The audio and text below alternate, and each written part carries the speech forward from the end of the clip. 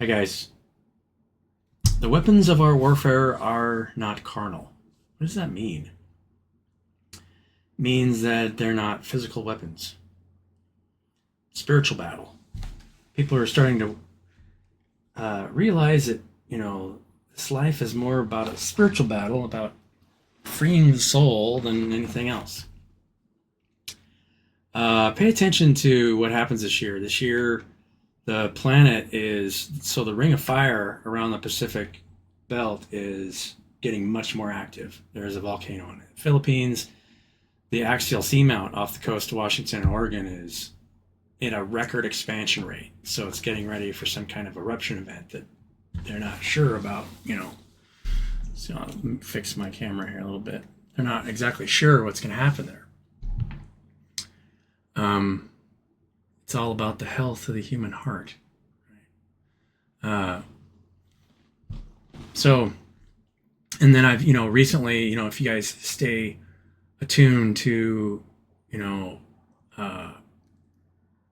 just what people are saying in your communities. Look up what people are saying on LinkedIn or Facebook or other places.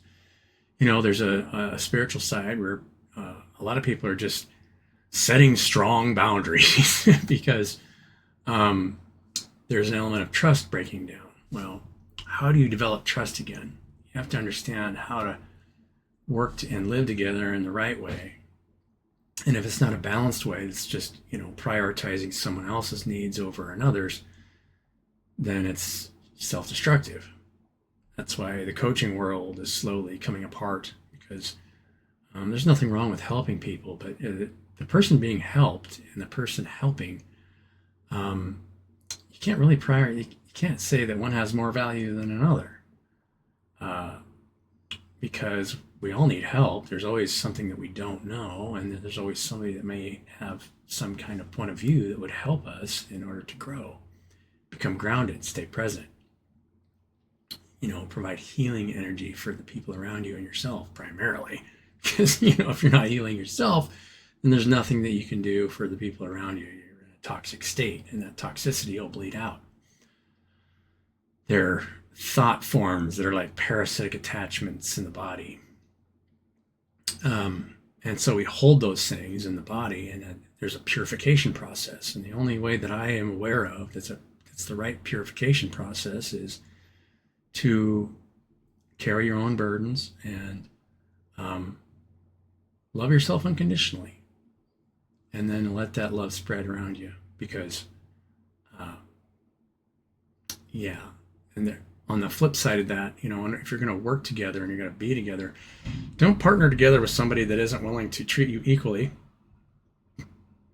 or not in a state of surrender to your needs, and vice versa, because that's the only way that you can truly heal. Lots of testimonies. I've met people who have met what they thought were extraterrestrial beings, and who's to say they weren't angels or what they were. It wasn't my story, but they always have to ask permission. Can we work on your heart?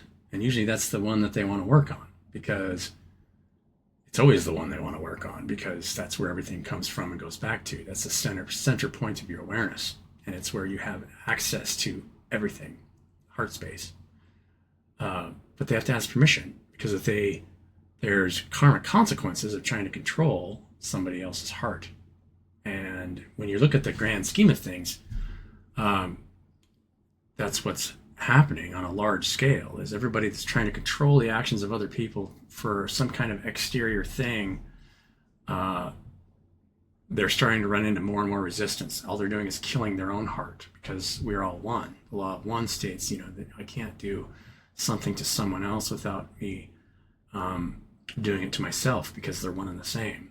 You're just a point of awareness in the field, and individuality slowly starts to break down. We're not individuals anymore. We're a part of the system of energy and information that's surrounding us. And everything that's surrounding us, as big as you can get, is all internally as well. Quantum physics. Super cool, isn't it? I haven't been on here in a while. I figured I'd make a video. I was just doing my YouTube live events on Fridays, and I think I'm going to start getting on here a little more often and maybe talking about current events. The recent current event where the woman was shot, I think it was in Minnesota by ICE, some new arm of the government that's, immigration experts. As if there could be such a thing as immigration. The only reason that people want to protect their borders is because they want to protect their assets. They're trying to hold on to something that is temporary. Why would you try to hold on to something that's temporary? Put your treasures in heaven, and all things will be added unto you. Who cares about how much money you do or don't have? Work on yourself and show love for the people around you, and everything will work out just the way it is. And be creative. Create from a place of surrender and a place of enlightenment. And this is why I just recently saw, I think I did a short video on it, Fire and Ash by James Cameron. James Cameron is the undisputed king of the box office. The first trilogy now, it's a trilogy, has grossed over $6 billion. Maybe it's net or gross, I'm not sure. I think it's grossed $6 billion. Nothing else even comes close. And he's by far the wealthiest producer in show business.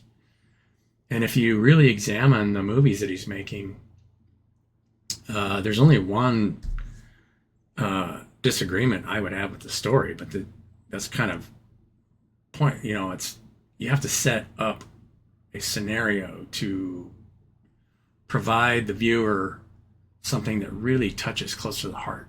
And if you notice in those movies, he's constantly creating tension in every scene as to acceptance and unconditional love. Every character is killing themselves unconsciously until they start to accept one another, and then they're embraced by the womb. Hence the daughter. Oh, it's Sigourney Weaver's character. The clone that was cloned from her after she died in the first one, and that girl accepts everybody, and she hates to see anybody not included.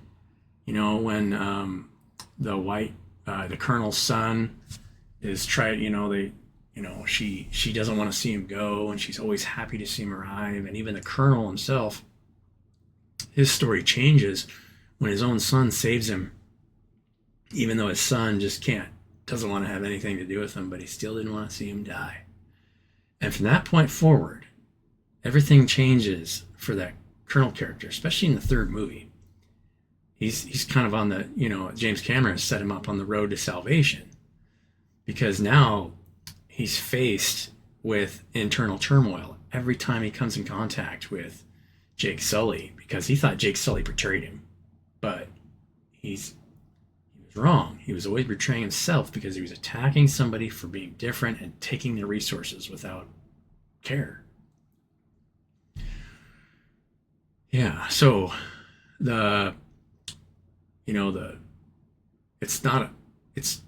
you could say it's the moral of the story, but it's not moralistic. It's just that when we attack anything, we're attacking ourselves. And if you're not in a state of surrender to your environment and bleeding off toxicity, then you're slowly killing yourself. Such an amazing story. He's an amazing screenwriter. He keeps the tension alive the whole time. When you watch these movies, and it gets to the point of ridiculousness, how things could escalate and stay escalated for that long time, but that's just cinema. But every escalation is bound up in conflict to the self, and trying to, a story of a father trying to protect his children, and a mother trying to protect her children, and using the planet as the womb to protect all of them when things escalate to the point where its own children start to die. Because when you start destroying children, then you start if you are actively involved in destroying children, you're just destroying yourself, and people push you to the side. on that point, before I end this video, as some of you know, if you support this channel, or if you watch this channel, or maybe you're new to this channel, I don't know, like, share, and subscribe. Do my best to support orphanages overseas, and there's one orphanage that's getting pushed off of land in Uganda because it has gold in it, and the government wants it. And the man that has been collecting kids off the street, is now in jail because he refused to get off the land. Now, I mean, my advice would be just to leave. You'll always be taken care of. If somebody wants something, let them have it and walk away, because they'll get what they have coming in the end anyway.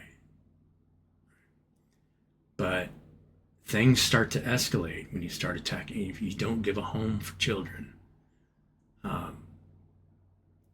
children are always welcome, but man is not. When you grow up and you get out of your childlike nature, you are no longer a child, and you do not have the protection of a child.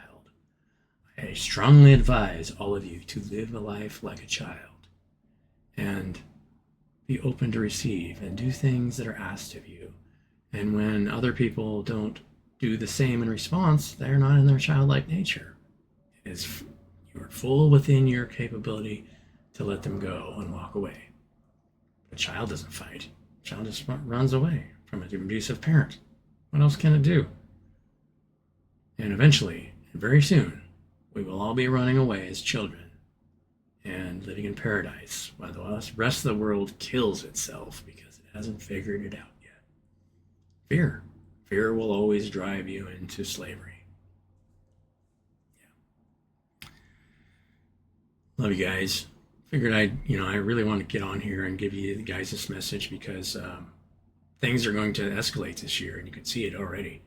It's going to keep happening. I just saw an article that said BlackRock is laying off employees.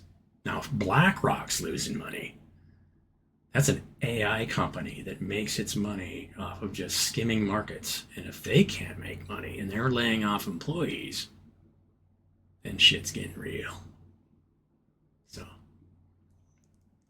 yeah. Love yourself above all things, and show that love for the people around you. Encourage them to get back into their childlike nature, not be afraid, and send healing energy. Anything can be healed, and there's nobody that, no matter how deep down the well and blackness they've gone, they can't come back into the light in a balanced way. Because you'll always be in darkness, and you'll always be not knowing what tomorrow is going to bring. And that's the only darkness, but you don't have to be afraid and be in the dark. There's nothing to be afraid of in the dark, because light's just on the other side. There's always light coming up, and then it gets dark, and then it's light, and then it's dark. It's just the cycles of life. So I better stop before I keep going. Yeah, love you guys, and we'll catch you on the next one.